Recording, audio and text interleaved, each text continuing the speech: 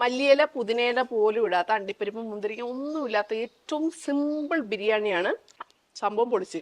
ആ റൈസിന്റെ രുചിയും പ്രത്യേകതയും കറക്റ്റ് ബിരിയാണിന് ഉണ്ട്. പിന്നെ സാധാരണ ബിരിയാണി തിന്നുമ്പോൾ എല്ലാവരും ഈ ചപ്പും ചവറും പറക്കി മാറ്റുമല്ലോ. ഇതിലൊന്നുമില്ലാത്ത ആകെ കുറച്ച് ഹോൾ സ്പൈസസ് ഉണ്ട്, അത് നമുക്ക് മാറ്റി വെക്കാം. നല്ല പാവം ബിരിയാണി, പ്രത്യേകിച്ച് യാതൊരു ആർഭാടങ്ങളും ഇല്ല. പക്ഷെ ടേസ്റ്റില് അടിപൊളി. നമ്മൾ കട്ട ഡയറ്റിങ്ങിലാണ്, എന്നാലും ആഴ്ചയിൽ ഒരു ദിവസം ഞാൻ ബിരിയാണിയോ ഇറച്ചിച്ചോറോ തിന്നും. അപ്പം ഇന്നത്തെ ബിരിയാണിയുടെ സ്പെഷ്യൽ ടേസ്റ്റും അതിൻ്റെ പ്രത്യേകത ഇതാണ്. പ്രത്യേകിച്ച് യാതൊരു ആർഭാടവും ഇല്ലാതെ ഏറ്റവും എളുപ്പത്തിൽ ആർക്കും ഉണ്ടാക്കാവുന്ന അടിപൊളി കിഡില് ബിരിയാണി. ഞാൻ പറഞ്ഞാൽ പോരാ, നമ്മുടെ പിള്ളേർ ഇവിടെ ഉണ്ട്. നന്നായിട്ടുണ്ട്. എന്താ ഇനി വ്യത്യാസം വരുത്തേണ്ടതെന്ന് പറയാം. വ്യത്യാസങ്ങൾ എന്ന് പറഞ്ഞാൽ കുറച്ച് എരിവ് കൂടിയിട്ടുണ്ടായിരുന്നു. ഞാൻ എരിവ് കുറച്ച് കഴിക്കുന്നുണ്ടായിരിക്കാം. റൈസ് മാത്രം നന്നായി കഴിക്കുന്നു. അല്ല, റൈസ് എങ്ങനെയുണ്ട്? സൂപ്പർ ആയിട്ട് റൈസ്. അല്ല, സാധാരണ കഴിക്കുന്നവരല്ല, റൈസ് നന്നായിട്ടുണ്ട്. ആണ് അല്ലേ? ബിരിയാണി കുഴപ്പമില്ല, നന്നായിട്ടുണ്ട്. ബിരിയാണി നന്നായിട്ടുണ്ട്. എരിവ് മാത്രം കുറച്ച്, ഞാൻ എരിവ് കുറച്ചും കൊണ്ടായിരിക്കാം. എരിവുണ്ടോ? ഇല്ല, എരിവൊന്നും കുഴപ്പമില്ല, പാകത്തിനുള്ളൂ അല്ലേ?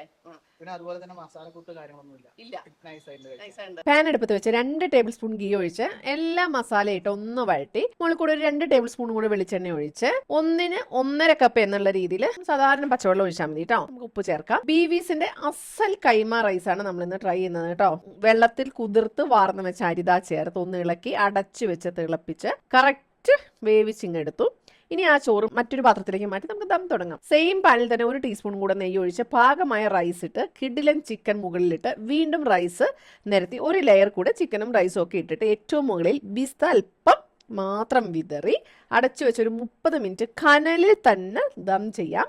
അപ്പോൾ ഒന്നും കൂടെ ടേസ്റ്റ് കിട്ടുവേ. വെറൈറ്റി ടേസ്റ്റുള്ള കിഡിലൻ ബിരിയാണി റെഡിയാണ്. ചിക്കൻ ഉണ്ടാക്കുന്ന ഷോർട്സ് നമ്മുടെ ചാനലിലുണ്ട്. സംശയമുള്ളവരായാലും നോക്കിയാൽ കൃത്യമായിട്ട് വിവരം കിട്ടും കേട്ടോ. അപ്പൊ ആരാ ബിരിയാണി ഉണ്ടാക്കിയത്? ഞാനോ ഗീതേശി? ആരും ബിരിയാണി ഉണ്ടാക്കിയത്? അടുക്കളയിൽ ആരൊക്കെ ഉണ്ടായിരുന്നു? അടുക്കളയില് ചേച്ചി അതന്നെ, അതാണ് ആരാണ് ബിരിയാണി ഉണ്ടാക്കുന്നത് എന്നുള്ള ഗോപ്യമാണ്. സംഭവം അടിപൊളിയാണ്. ക്രെഡിറ്റ് ഗോസ് ടു ഗീതേച്ചി ആൻഡ് ബി. അപ്പൊ അടിപൊളിയാണല്ലോ. അപ്പൊ ഞാൻ പറയുന്നത് മാത്രമല്ല, ഇപ്പൊ ഈ മനു പറയുന്നത് വെറുതെയാണ് കേട്ടോ. എരിവ് എന്ന് പറഞ്ഞാൽ അതാണ് പാകമായിരിക്കും. അല്ല, സത്യത്തിൽ എരിവ് കേട്ടോ. സാധാരണ ഒരു 25 പച്ചമുളക് ഇട്ടെടുത്ത് ഞാനൊരു 15 എണ്ണമായിട്ട് കുറച്ചിട്ടാണ് ഈ വർത്താനം. അയ്യോ.